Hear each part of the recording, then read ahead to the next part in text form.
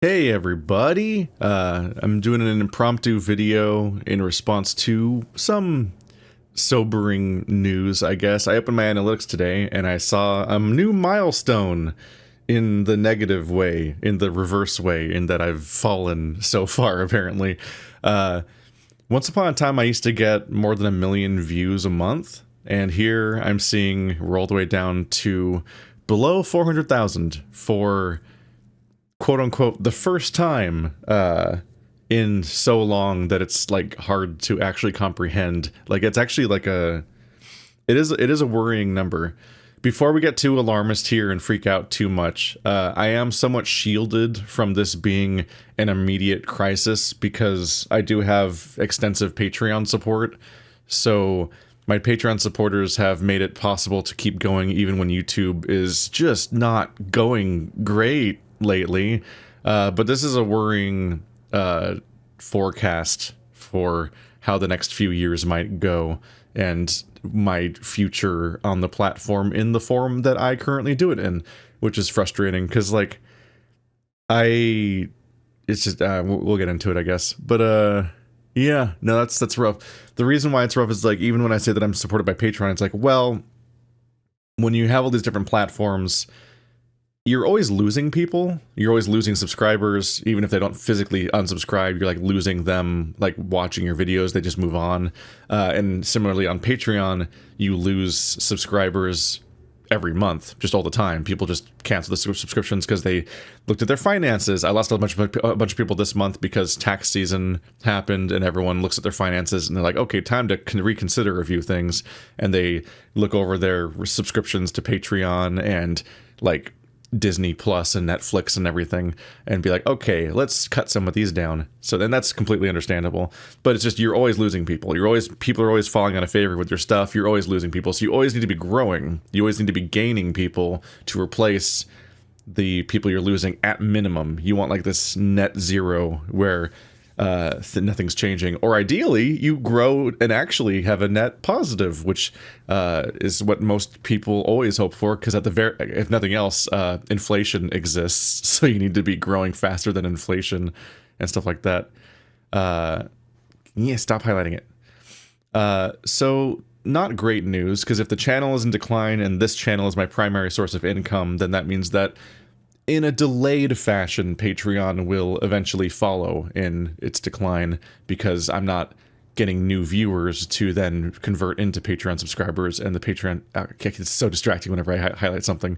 And the Patreon subscribers will dwindle over time if they're not being replaced by new excited viewers and all that. That's how this goes. It's not anyone's fault, or at least it's not. I'm not saying it's anyone's in the audience's fault. That's just the situation, and I'm communicating it. But yeah, to give a wider broadcast, this is my lifetime viewership on the entire channel ever. This is my personal account originally, so I registered it all the way back in July 2006. Is it literally that date? Yeah, July 24th, 2006. Back when YouTube was only a year old. I have had this account for 20 years almost. This is back when I was a sophomore or junior in high school. July, yeah, that's the end of sophomore year.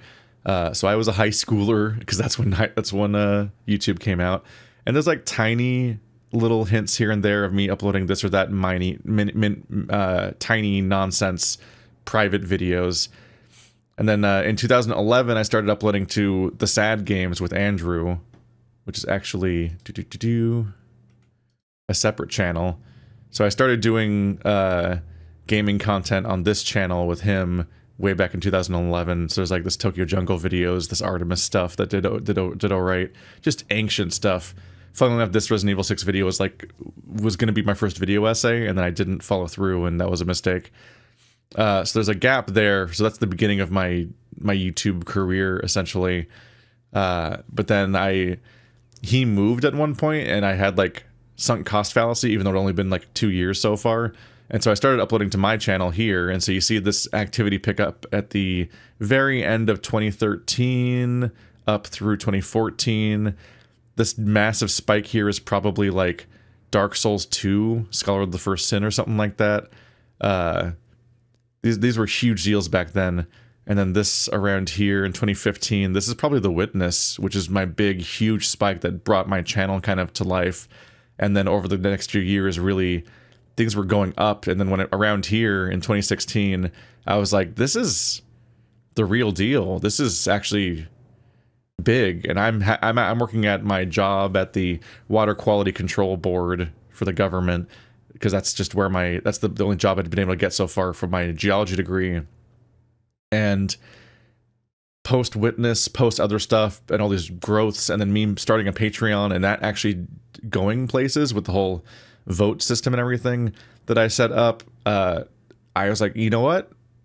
I'm making as much from YouTube as I am from my day job, and my day job's making me miserable, and doing 2 jobs is making me really miserable. So I actually quit my day job and started doing YouTube all the way back in 2016.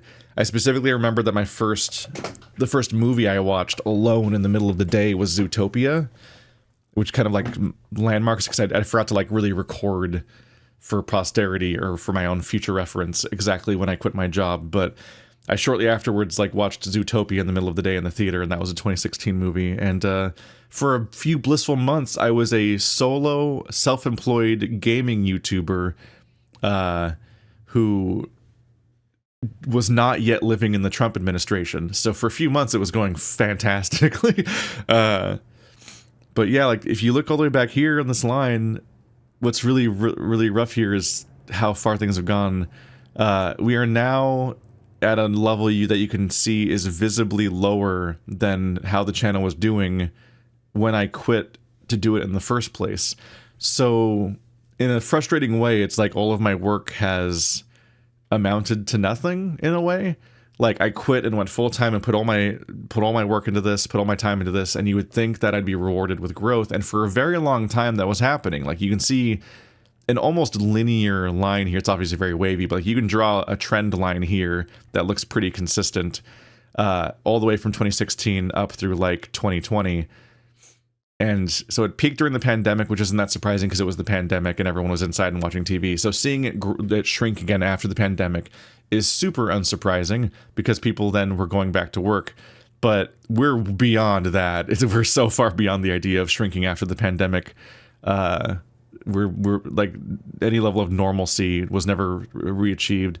And I've just been in decline since 2020, the entire like second half of my career essentially, which has been a bummer. I don't really know what to do about this. You've seen over the course of the last few years me go through different changes on the channel to try to like compensate for this stuff, like different video durations, different video counts per day, different things like that. And nothing has ever turned things around, and I don't really know how to turn things around. Some people try to blame the furry stuff for the decline because they hate seeing a cartoon character, apparently, or they hate that I cover furry visual novels on Wednesdays, and they can't just get over me having one series that they don't like when the rest of the channel is still me just playing normal everything else. Like I'm still just playing like Resident Evil and Yakuza and whatever the fuck puzzle games and stuff. I don't know why people fixate on the furry stuff so much if they don't like that. Like it's very strange to me, but whatever. I do see every now and then people like, he used to be one of my favorite gaming channels, but then he changed, and it's like, then their definition of changed is I started uploading a visual novel on Wednesdays in my schedule where I'm otherwise playing normal video games. I'm like, I didn't change. You were weird about me having a cartoon character. When I already had a cartoon character in my thumbnails, it was a human, but it was already a cartoon character. So you just have issues with people who present a certain way, and that's frustrating because it's kind of tied to elements of queer phobia, and like a lot of the reasons why people don't like furries are inherently the reasons below the level are often tied to them being a queer community and marginalized, and that's frustrating, but whatever. But no, if you look at the data, right around, let's see, I came out in my Beastars video right around here in April 2022, and then I had not actually done anything on the gaming channel there. That was just what the trajectory of the channel, and you can see it's still trending downward, even though that I still had a human avatar. And then I specifically remember I was at PAX 2022 when I was talking to Mash on Twitter about commissioning the new thumbnail stuff. So after somewhere around September, October was when the thumbnails changed. And you can see that's actually pretty horizontal there. So me covering furry visual novels and having the furry branding seemingly actually evened things out for like maybe bought me 2 more years of life essentially on the channel and kept things going. So if you like the content I make, but you don't like the furry branding on the thumbnails or whatever, I hate to break it to you, but it might be the only reason why the channel still exists, because this trend line is not great, and this flat area is good if you want the channel to still exist. So you maybe should just put up with having a series that airs on Wednesdays that you don't like, which was always in the cards because I've always covered a wide variety of games, and there was always playthroughs that people don't like. So it shouldn't functionally be any different than that. But yeah, you can see a real horizontal thing there. But this might have caused me new problems, which is that, and this is weird, this is the stuff that I wish I didn't have to think about on YouTube, and this is why when people talk about the algorithm, people talk about it in such like mystical terms and so on, and why YouTubers always talk like they're always talking about the algorithm like a specter and whatnot. We don't know what to do a lot of the time. One thing is maybe gaming content is just trending down in general, and that's very possible. For example, channels like Splattercat, just use an example. This guy, if you look at his popular stuff back in the day, Stalker, They Are Billions, like this looks a lot like my channel. It's a bunch of part 1s of different playthroughs. Let's look at my channel and sort by popular. Look, part 1, part 1, part 1, Disco Elysium, Obra Dinn, da-da-da. The perps animation, more part 1s, more part 1s, more part 1s. A Let's Try, more part 1s. The other animation, part 1, part 1, part 1. A gimmick playthrough of Firewatch, part 1, part 1, part 1, part 1, part 1. Some part 2s, eventually. And yeah, like you look at a Splattercat, look at all these part 1s over here. And then more recently, some Let's Tries. But like, he did normal Let's Plays, like where you do part 1, part 2, and so on until you get to the finale. The way that Let's Plays used to be. And all of his latest content is all Let's Tries, basically. What I call Let's Tries, but every channel probably brands somewhat differently. It's just a one-off thumbnail about every single indie game that comes out every single day, which, oh my goodness, there are so many. And I've always liked doing Let's Tries, and they've always done okay. But nowadays, they're like the only thing that even kind of performs okay. And everything else is like kind of dire by comparison. Like, I used to think that it was a success when a video got like 1,000 views. And that was like my bare minimum of like, okay, then things are fine. Whenever things are getting 1,000. If you look through all my recent videos, it's really rare to see a single video have 1,000 views. It's the Let's Try. It's part 1 of a playthrough, part 1 of a playthrough. And then everything else is like, it's struggling. Like, literally, episode 3 of Yakuza is already not hitting 1,000 views. Episode 3 of the Entropy Center is already not hitting 1,000 views. And it's like, you feel like a little worried that you're kind of like chained to these playthroughs long term. Like when you play a game, like I'm really worried about playing an RPG ever again, like Baldur's Gate, because it's so long. And over the course of that playthrough, you're like, Jesus, like it's like, it'll be the lowest performing thing on your entire channel by a significant margin. And not only are you like, okay, I have a series that's underperforming, but you worry that it has knock-on effects because the algorithm, the way that this stuff generally seems to work is that when you upload content, people don't look at your subscription tab anymore. They look at the home tab. Like this is the subscriptions tab. And for years, you would hear people say stuff like how, oh, your content didn't show up in my subscriptions feed and stuff like that. And as far as I can tell, that's always never been true. It's never really been that your stuff was hidden from your subscriptions. It's that people are using the home page. Almost everybody that uses YouTube just lets the algorithm suggest what they should watch, and then YouTube just tells them what to do, and they just they click on stuff here, or they click on stuff in the sidebar of the videos they're already watching. They almost never use the subscriptions tab, which is still a functioning chronological feed of all the channels that you're subscribed to. That's rarely what anybody is ever actually using. So when they say that their stuff was hidden from them, they usually mean it just didn't show up in their recommended and stuff like that. And that's worrying because that when you upload 100 episodes of Baldur's Gate and no one's watching it, that's like 100 episodes of people bouncing off your channel. That could just tell the algorithm at some point, this person doesn't like this guy's channel, actually. They subscribe to him because they think they like his channel, but they never actually click on his stuff, so we're going to stop recommending his stuff because they clearly don't actually like his channel. And that's why people talk about having dead subscribers, essentially. And that's why having a long playthrough that no one's watching is rough. And like, this is, the wisdom has changed over the years. The context has changed over the years. Stuff has been different at different times, but like overall, how do I put it? I feel like a part of the loyalty I got over the years and why people liked my stuff in part was because I would actually commit to finishing things. Because even back then, YouTubers were infamous for flippantly starting various games and then abandoning them wordlessly and never coming back to them. And so I've maintained an extremely strong streak for most of the last decade of basically finishing everything I start, aside from fringe, unreasonable cases or things going wrong. But like I pretty much commit to things. As you know here with Baldur's Gate and Password being on the screen at the same time. Down here. Password and Baldur's Gate. And people liked that, I think, and that's part that led to that was good feedback back in the day and people enjoyed that. But I think that behavior might be harming the channel more than it's helping it at this point, and that's really unfortunate because now even people that think they like my stuff just aren't getting shown my content more and more if you go by the algorithm, if you go by just the data trend of it, because there's not a lot of complaints, but things aren't going great.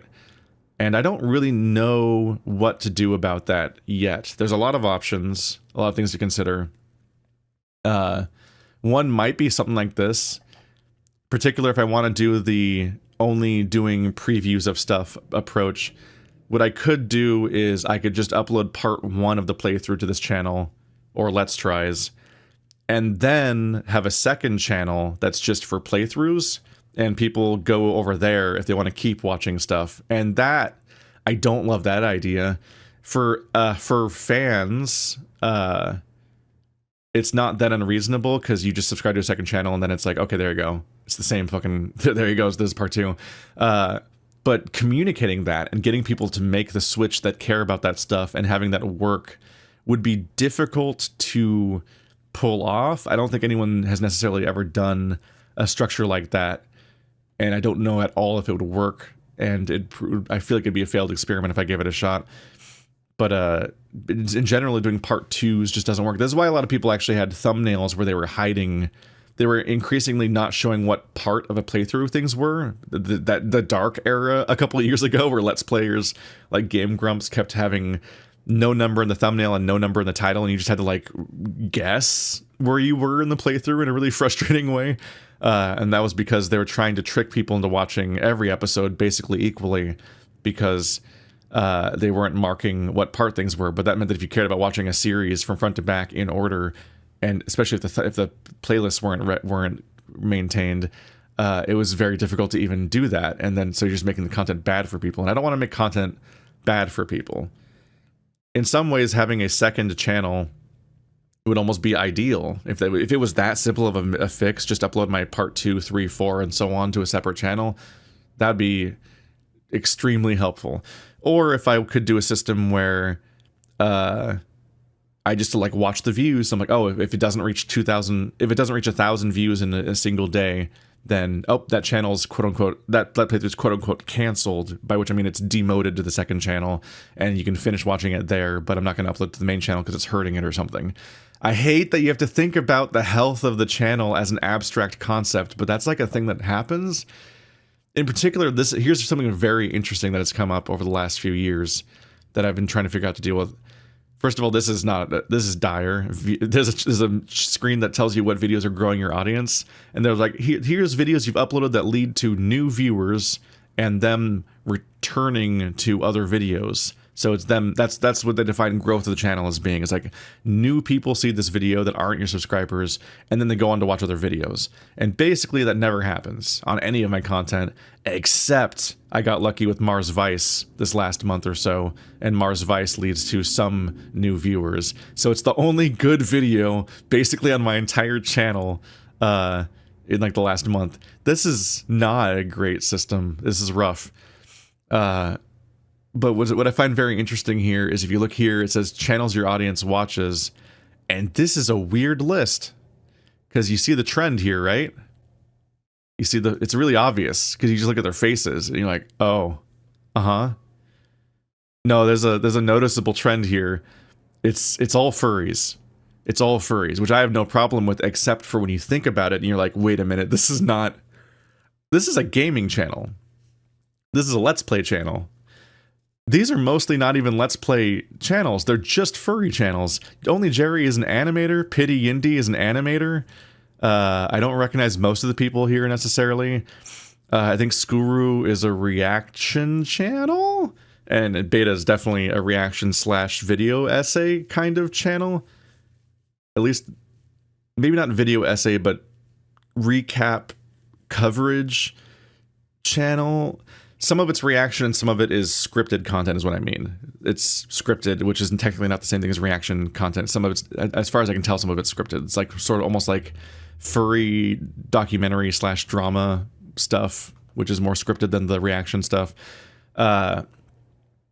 That's a really weird list of peers to have as a Let's Play channel. So basically, here's what I talked about, like it being potentially weird what happened when I had the furry branding.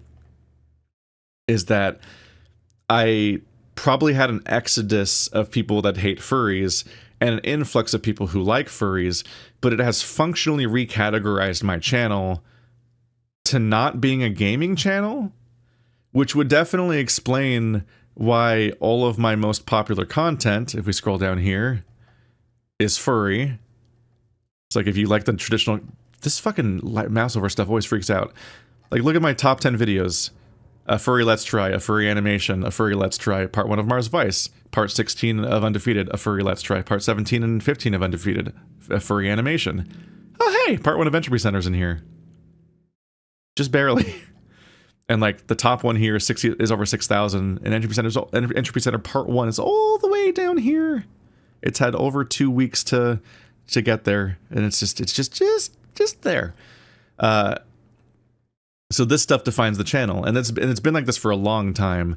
I think the last time any playthrough that wasn't furry dominated this screen was Fear and Hunger like 2 years ago with Toaster, and that had a furry thumbnail, so it's a little muddy exactly how the audience worked. But that was me having a top 10 that was mostly just gaming, like regular non-furry gaming content, and then a couple of these animations. These 2 animations have been mainstays for a long time. Holy shit. Purposely blessed me by making those. Or maybe cursed me. I don't know. Maybe that's been part of the recategorization of my channel for all I know. It's really weird that it's not in my control. Because my channel is branded.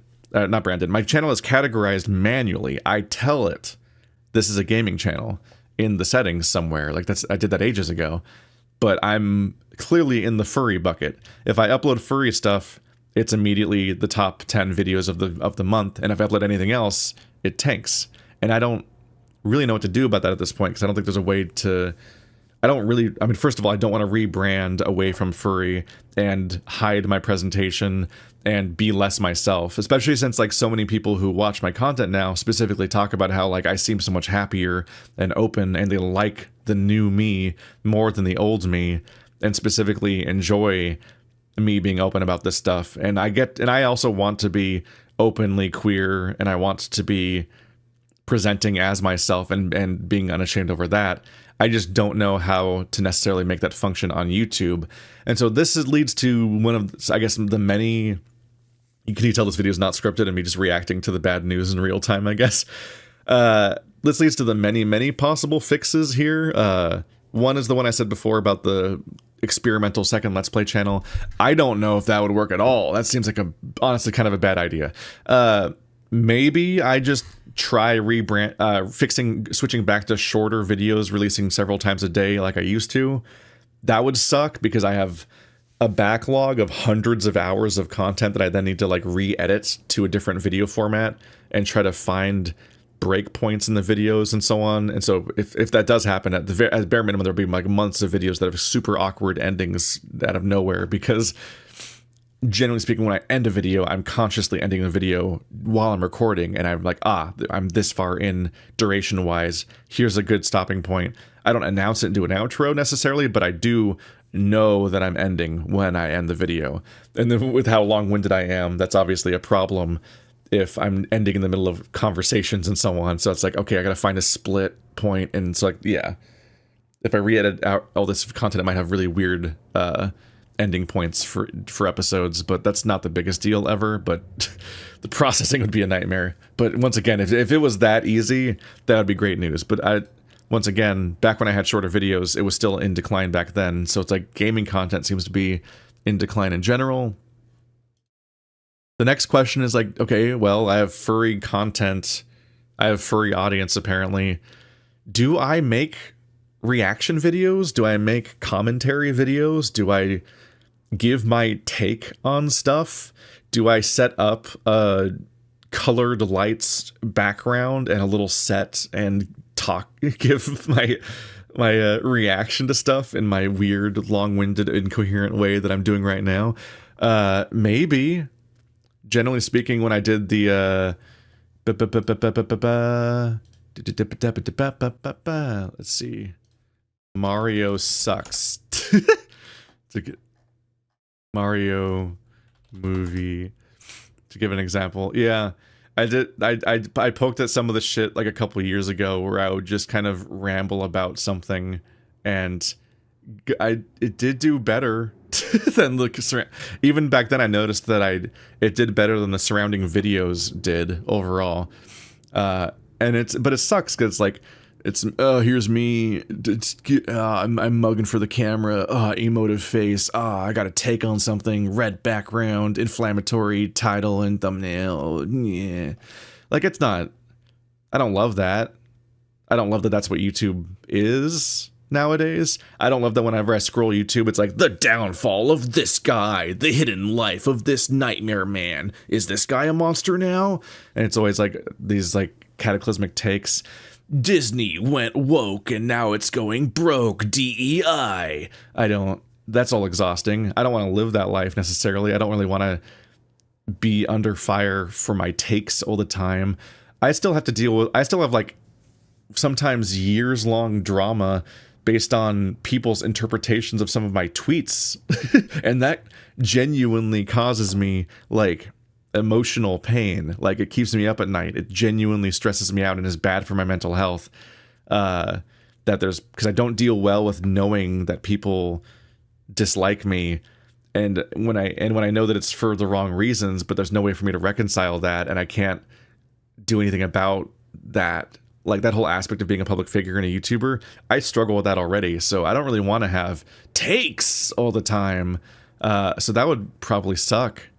But maybe there's other kinds of furry content I could do, like VR chat type screw around stuff. I genuinely don't know. Because even these are band-aid solutions. Because it's like, do I put more work in and layer commentary stuff over my existing content while still doing all of this and still working on the video essay stuff? Or do I lessen some of this stuff and then that's kind of like a sapphic victory, right? That's Pyrrhic victory, right? Sapphic victory would be for women who love women. Is it a Pyrrhic victory? Is that what you call it? Where you win, but you actually lost because you gave up what you were fighting for? Sapphic victory! God damn it. Where it's like, if I save the channel by doing commentary stuff all the time, but then I'm not doing Let's Plays, then I didn't really save the channel. I just at best successfully pivoted, which, as an example, like PewDiePie famously just started making a bunch of content where he's like sitting in his cubicle or whatever, wherever the fuck that was, and just talking about stuff and reacting to memes or whatever. And that got him into some of the deep shit of his controversies. I'm not here to defend or talk about PewDiePie really, but I'm just saying, like, that was a gaming channel. That was the guy who he would freak out at scary video games and overreact and then subtitle it and then do funny moments compilations of those moments. That was gaming content. And then he went on to make non-gaming content for ages. And a lot of people have pivoted away from that stuff. And so I'm wondering if that's the future, if that's just what I have to give in for. Maybe make some gaming content, but less of it on a separate channel, and use the audience I have here to try to pivot to something else. I don't know. Don't immediately panic. I'm not immediately thinking about giving up on gaming altogether. I very specifically want to keep doing exactly what I'm doing. I just don't know how to keep people watching because it's not working, and nothing has worked for like the last 5 years to ever get back to growing instead of shrinking. And once I'm at the part where I'm now lower than I was when I originally went full-time, that means I'm looking at a future of like poverty wages and declining. And that's in a time where this year in particular, living expenses are going up. So that's not great news overall. Obviously. But before, like, to give perspective on finances, because they're much less cataclysmic looking, I did my taxes, and my net income, or not my gross income, all money I was paid in total, not counting expenses and so on. So there's no magic number, there's no magic math going on here. This is not like when a corporation says what their income was and like, wow, yeah, we actually lost money this year. It's like, no, I mean like my pay, period, in total, before I deal with any of the expenses and so on. This year I made $3,000 less than last year, which is not good. And that's just generally not good for anyone to make less money in a year than they made last time. Obviously, that's part of the uncertainty of being a YouTuber, is your income's all over the place, and that sucks. But what was really brutal about that is that I'm running 2 other channels, and I'm counting the income from Patreon and from my gaming channel and from my video essay channel in total. So I'm not like, this isn't separate. So like in that time, I was running the Null Playing Games channel and editing these and being present for all these sessions and so on, and working on this project. And I was working on video essays all this time. I know it's not always, they don't always come out, which is a bummer. I wish there was more content on here, but it's very difficult to work on this channel when I'm doing this channel full time. In fact, I did a Q&A ages ago where somebody asked me if I would ever do video essays, and I'm like, no, I don't have time for that. I'd love to, but no, there's no way I have time for that. And that's mostly been true, because I really struggle to work on these, and part of it's my perfectionism, part of it is my insecurity about my own takes and needing to really like sit here and rewrite stuff. Part of it is just me trying to find the time to work on this stuff and carve out the time for it when I'm always doing the main channel stuff.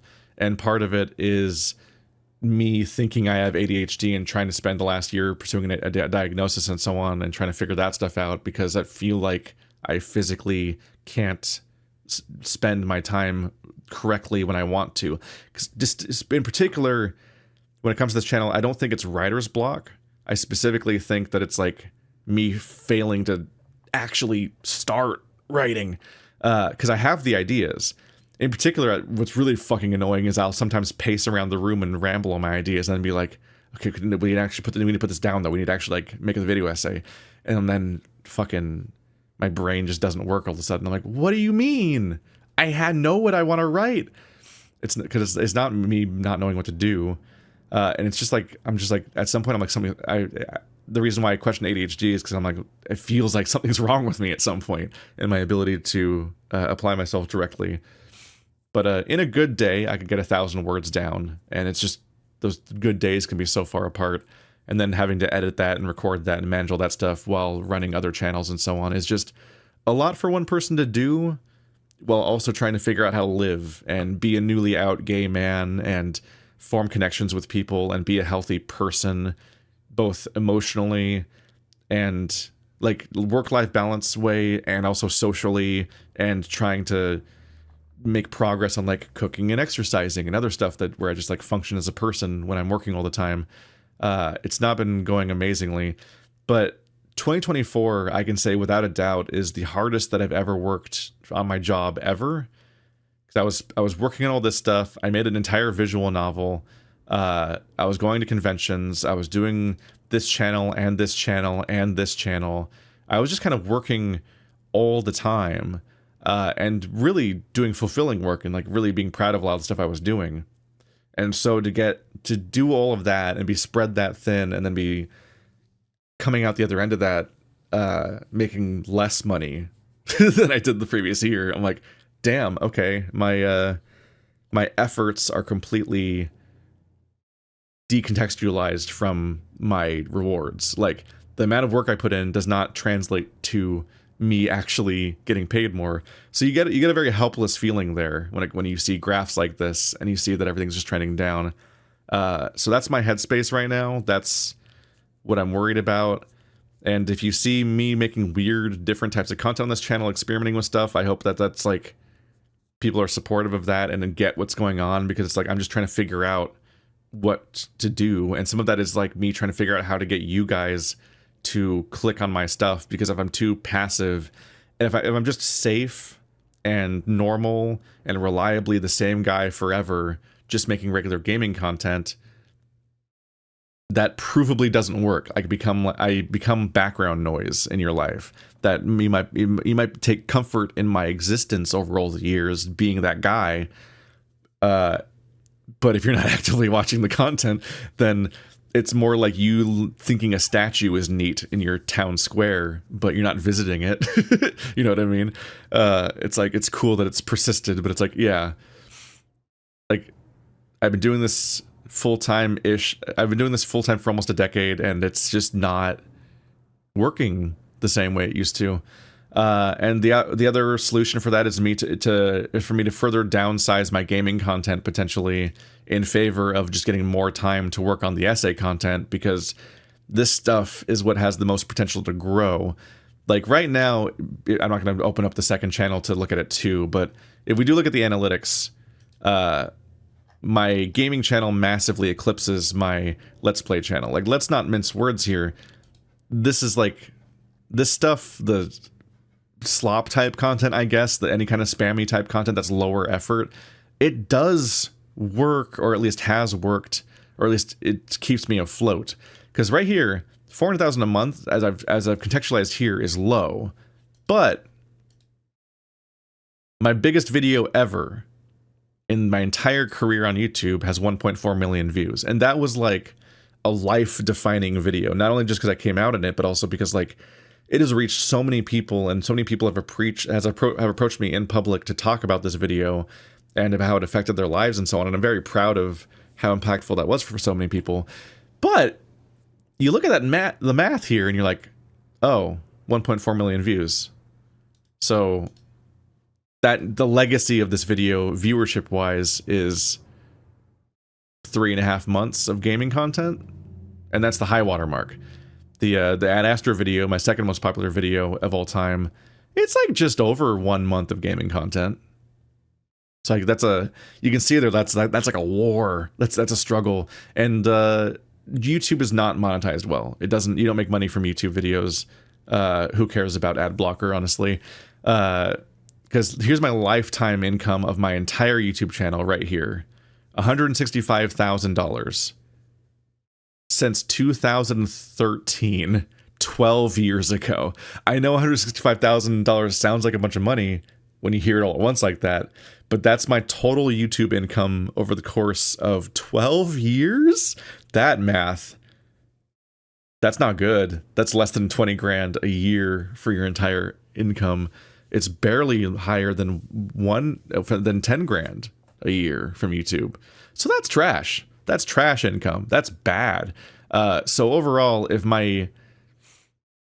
keeps me afloat viewership wise. Like if I even though this stuff has way fewer viewership, like it's not the end of the world if I had to pivot to lower viewership stuff that technically has higher viewership individually. Like the net loss might be rough there, but like it was never high to begin with. It's just Patreon. My entire career is only possible because of Patreon.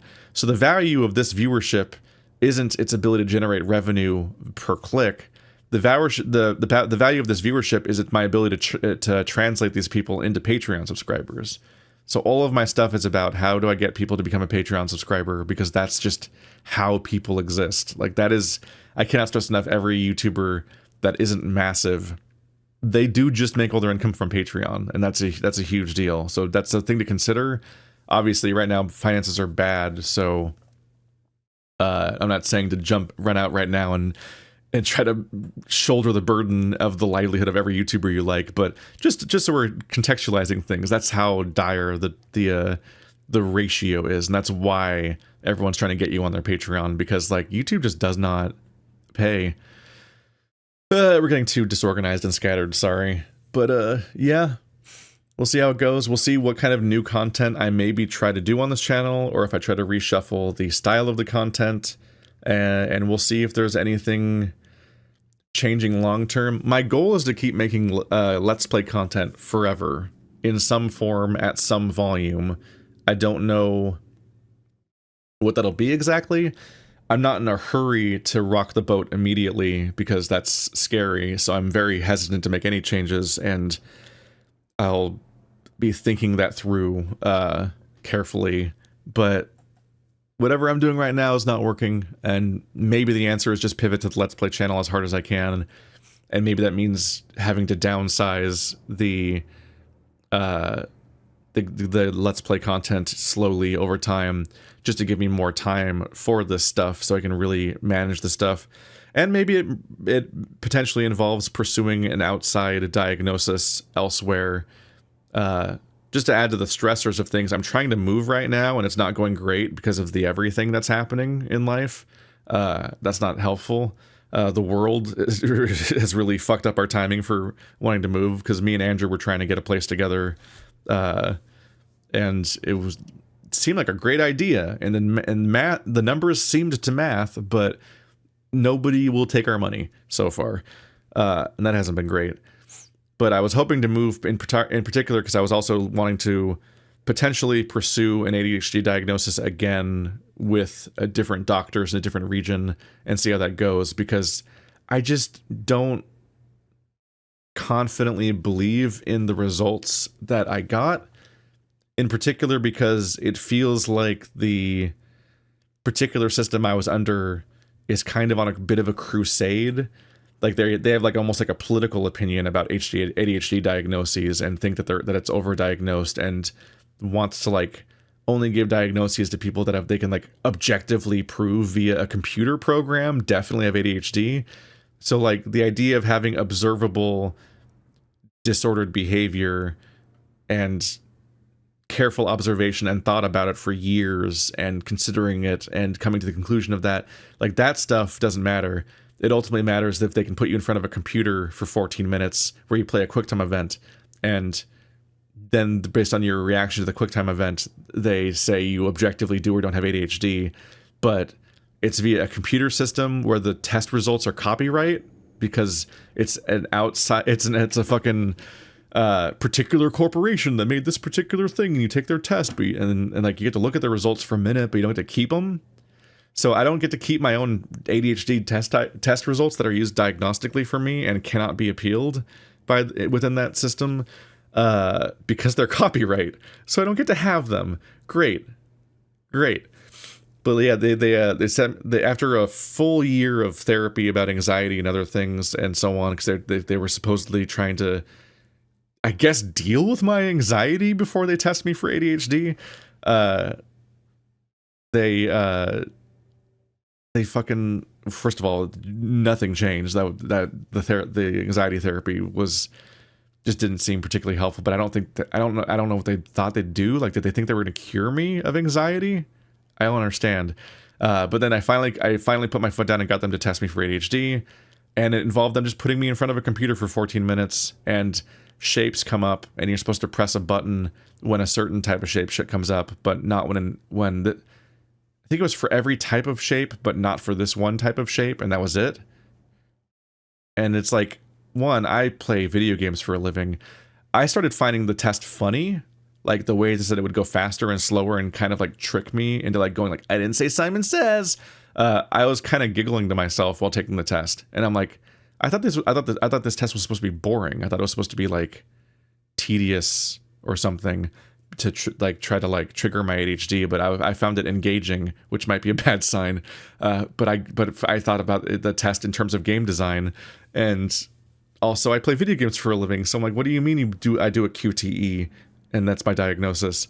So I'm just not psyched about the process, and I definitely want another opinion, but the hospital system that I'm in just refuses the concept of that. And I don't know, maybe there's other ways to pursue that, but that's just, we're on a whole tangent now about that. Here's my 500 anxieties going on, and this will inform my thoughts going forward, and the thoughts won't necessarily be informed.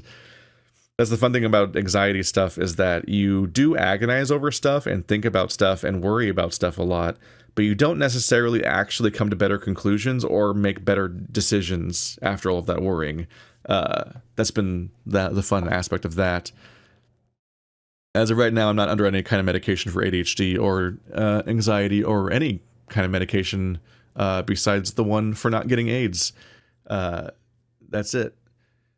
So yeah, I'm gonna go to LVFC and go enjoy my proxy birthday, because my birthday comes up this month, in like a week actually. So I'm gonna go celebrate my birthday, and I'm gonna go to the Las Vegas Furry Convention, and then a couple of weeks I'm just gonna come back and look at this mess and just kind of see if there's any changes I want to make about how the channel's going. I thought I would just make a big, dumb, rambly video about what is up and how things are going. This is also kind of a rough thing, because I used to get like, we're pretty reliably get 1,000 subscribers a month, and we're all the way down to a quarter of that. And even this thing is saying that's half of what's normal. So this is like an especially dire month for subscribers. That's just not growth. Things are not going great. I know that this is an annoying video. It's probably relatable or humanizing on some level, I guess, just hearing that I'm dealing with shit or whatever. But if you just like the content I make and you're a loyal subscriber, it's probably annoying to hear this, because I'm talking about doing stuff you won't like, essentially. But I'm running out of you. I don't know how else to put it. Like, I used to have a lot more loyal subscribers, and they seem to be dwindling, and I don't really know what to do about that. And I've made a variety of decisions over the last 5 years, and really none of them have been able to change course on things. And that's just a bummer, because like, me successfully growing the channel is why you got here in the first place. It's how I was able to find you and reach you and create the stuff that you like. And if I'm a regular part of your life that you enjoy seeing, like, that's how I got there. And I just have not been functionally competent at my job for like the last 5 years, as far as it goes. Because my job, from your perspective, my job is to make the content you like. But from reality's perspective, my job is to succeed under the algorithm, which is the worst prompt, because what the fuck does that mean? I wish I knew. I wish I knew how to do it specifically without pivoting to completely different content, because that's the worst thing, is like, oh yeah, the answer is just give up on the entire genre that you've worked on for the last 14 years of YouTube. That sucks. That's a terrible answer. I hate that answer.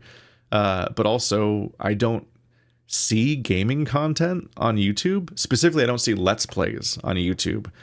A huge number of people have pivoted to doing a Let's Try channel or edited content channel, and then they do all of their gaming content on Twitch. And the audience really went to Twitch for long-form, unedited gaming content. But That sucks because Twitch is obviously a platform swap, but also live content is so different from this in so many ways. One, Twitch, I think, is getting rid of their archive yet again, so you don't get to keep that content. It's not particularly browsable to begin with. You can't really find old content on Twitch, even if it does exist. You pretty much just have to watch it live. So that means that if you don't get to watch my content live, I functionally don't exist to you, and that content doesn't exist. And if you don't watch the entire playthrough live in one continuous go, you just miss that game. If you miss a particular session, you don't get to watch that part of the playthrough. Like, that's obviously bad compared to the way I do things now. If you like having an archive of content where a new thing comes out every day or every week for a particular series, but you can also get caught up whenever you want to. You don't have to watch it right now. Like, that going away sucks. So on a basic content formatting level, going to Twitch would be a huge downgrade from what I currently do.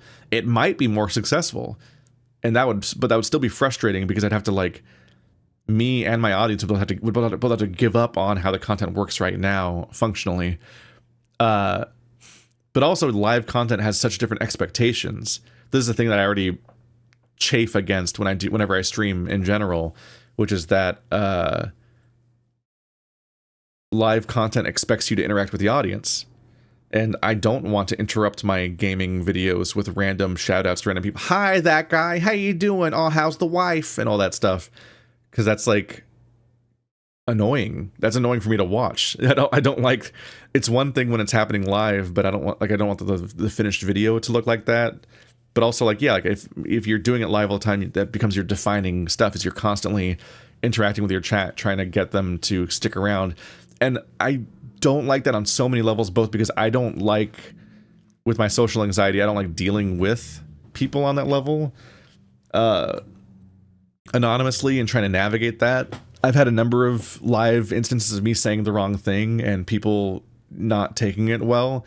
I don't mean like getting canceled. I mean like people feeling like I bullied them or that I was mean to them. I'm like, oh, no, that was I was trying to bring you in on the joke and now you're mad at me and now this whole thing's like, I don't want to deal with personally navigating relationships with so many anonymous people all the time and having to worry about saying the right thing all the time and being exactly what people want me to be, because there's an asymmetry.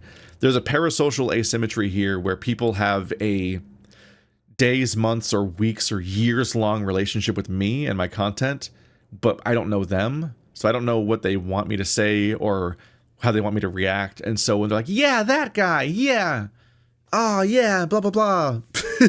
Great impression. And then I reply to them, I can accidentally hurt them in ways that I don't even anticipate. And it's happened over the last decade here and there because that's just how it goes. You can accidentally hurt somebody's feelings by just trying to bring them in on the joke or do any number of things that get interpreted ways other than you mean and so on. And it's just like, it's deeply stressful to deal with so many people you don't know. But also, I find the whole thing kind of gross because I feel like live streaming much more directly relies on a slightly predatory feeling parasocial relationship where you need to on an individual basis make a bunch of subscribers feel like you're their friend, and because they're going to see all these people on the sidebar of Twitch that are streaming right now, and they're going to have to choose between those people. And so you want to make them feel like you're their friend more than that guy over there. So they'll watch your stream over theirs, regardless of what game you happen to be streaming or whatever. Like they're follow me specifically and spend your time on me. Because when you're live and happening at the same time, it's no longer do I watch this guy's video or that guy's video, like which one do I watch first and which one do I watch second. It's like, no, they're happening right now at the same time. They're mutually exclusive streams. I gotta watch that guy because he's my friend. Like that's what you're subconsciously trying to implant on people on platforms like that. It's trying to make them think that they're your friend, that you're their friend, so they're loyal to you on a very immediate, I have to support them during their stream kind of way.